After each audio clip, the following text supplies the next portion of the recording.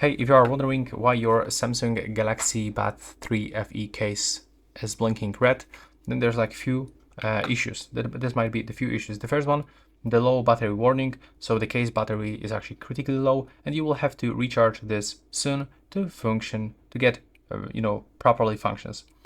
Next, the charging problem. If you are actually charging this device and it starts blinking red, this could be actually caused by faulty charging cable or adapter, dirty charging contacts or ports. So here you can find charging ports on your earbuds. You have to make sure that they are clean. And there's also the same on the charging case. Take a look inside. Make sure that there's nothing, some pieces of the dust or any greasy marks or something like that.